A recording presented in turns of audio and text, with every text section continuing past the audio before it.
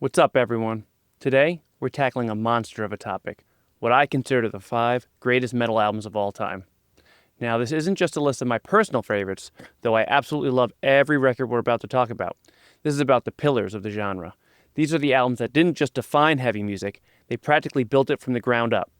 They're the cornerstones that sparked entire subgenres, from thrash to groove metal, and sent shockwaves through the industry that we're still feeling today.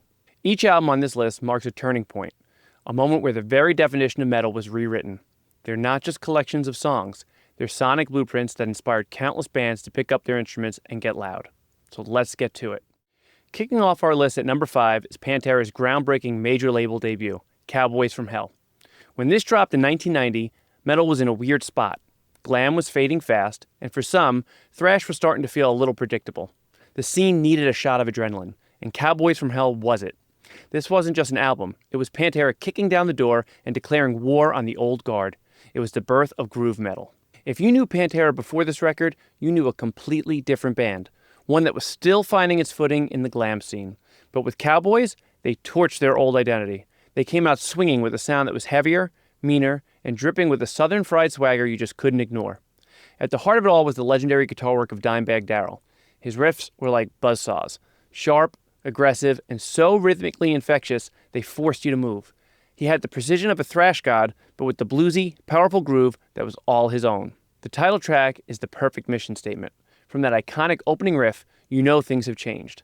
But this album is a no one-trick pony. Cemetery Gates is a masterpiece that shifts from beautiful, clean passages to an explosive, heavy climax, topped off with one of the most legendary screams Phil Anselmo ever let loose. Then there's Domination, a track that lives up to its name, with a breakdown that wrote the rulebook for heavy breakdowns for decades to come.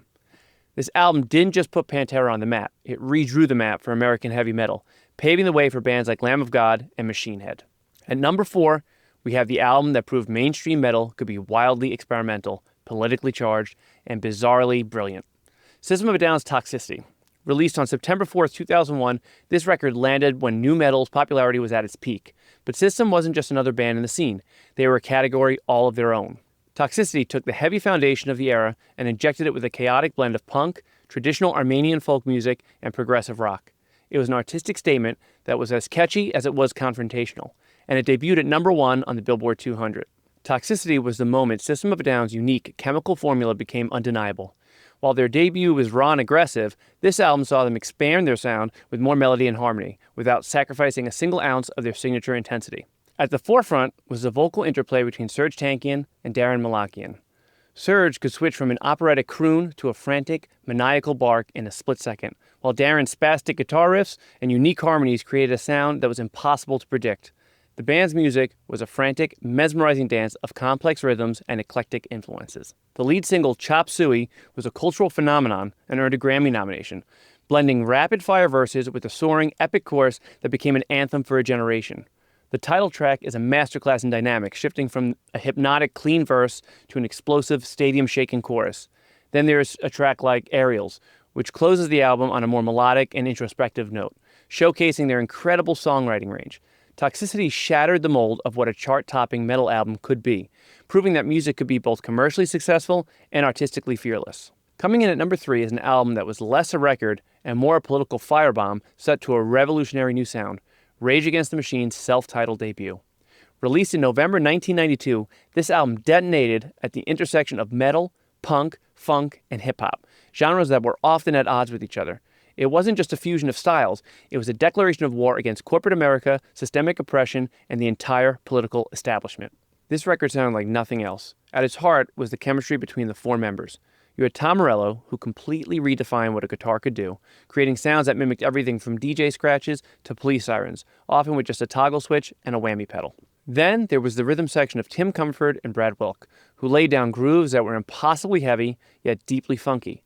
And delivering the lyrical payload was Zach De La Rocha, a frontman who combined the righteous anger of a hardcore punk singer with the articulate flow of a hip-hop MC. From the explosive opening of Bomb Track to the raw power of Bullet in the Head, the album is a relentless assault of unforgettable riffs and revolutionary lyrics.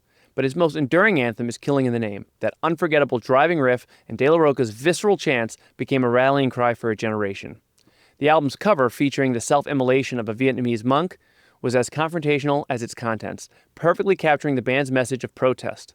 This album didn't just influence nu metal, it brought a level of political consciousness to the mainstream rock that was completely unprecedented, proving that music could be a weapon. Alright, we're getting to the heavy hitters now.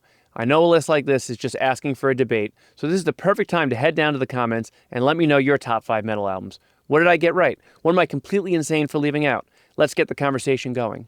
And hey, if you're enjoying this, do me a huge favor and hit that like button. It really helps the channel out and lets me keep making more videos just like this. Now let's get to the top 2. My number 2 pick is more than just one of the greatest metal albums. It's one of the greatest albums ever made in any genre, period. It's Metallica's Master of Puppets. Released in 1986, this record is where thrash metal's raw aggression perfectly fused with brilliant progressive songwriting. This was the moment Metallica went from being the kings of the scene to a global phenomenon, proving that heavy music could be both a commercial juggernaut and artistically profound. After their creative breakthrough on Ride the Lightning, the band came back and perfected their formula. The songs on Master of Puppets are long and complex, with shifting tempos and intricate arrangements, but they never ever lose their focus or their power. The album's themes of manipulation and powerlessness are woven into every track, from the title track's critique of addiction to the horrors of war and disposable heroes. This was thrash metal with a conscience. Every single song here is an anthem. Battery kicks things off with that beautiful acoustic intro before erupting into one of the most iconic thrash riffs ever. The title track is an 8.5-minute epic that's a masterclass in songwriting. Sanitarium shows how perfectly the band could blend melody and muscle, while the instrumental Orion is just a stunning piece of music that highlights the jaw-dropping talent of every member, especially the late great Cliff Burton, to whom this album is a final, breathtaking tribute. Master of Puppets became thrash metal's first platinum album, and its recent comeback in pop culture via Stranger Things has only cemented its status as a timeless classic for a whole new generation. And here we are, number 1, the album that started it all, the Genesis, the big bang of heavy metal. My top metal album of all time is, without a doubt, the self-titled debut from Black Sabbath, released on Friday, February 13th, 1970. Sure, there were heavy bands before them, like Led Zeppelin, but this was the album that took the heavy blues and psych rock of the era and forged it into something new, something darker, something that would finally be called heavy metal. The band recorded this entire album in a single day, and you could feel that raw, lightning-in-a-bottle chemistry. It sounded like nothing else on earth.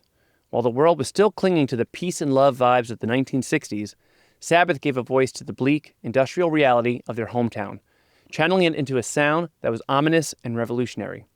And that revolution starts with the opening of the title track, the sound of rain, a distant church bell, and then that riff, the devil's tritone. Those 3 notes are the birth cry of heavy metal. It's a sound that still sends shivers down your spine. Tony Iommi's guitar work on this album laid the foundation for every metal guitarist who came after him. Geezer Butler's bass lines were thunderous, and Bill Ward's powerful, jazzy drumming gave the music a unique, monstrous swing, and Ozzy's haunting, wailing vocals were the perfect, terrified human voice in the middle of the storm. While their second album, Paranoid, would make them superstars, this is the record that lit the fuse. It didn't just create a new sound, it created an entire aesthetic, the dark imagery, the occult themes, the sheer sonic weight. Every single metal subgenre owes its existence to this one groundbreaking record. And that's the list. My top 5 most important, influential, and in my opinion, greatest metal albums ever put to tape.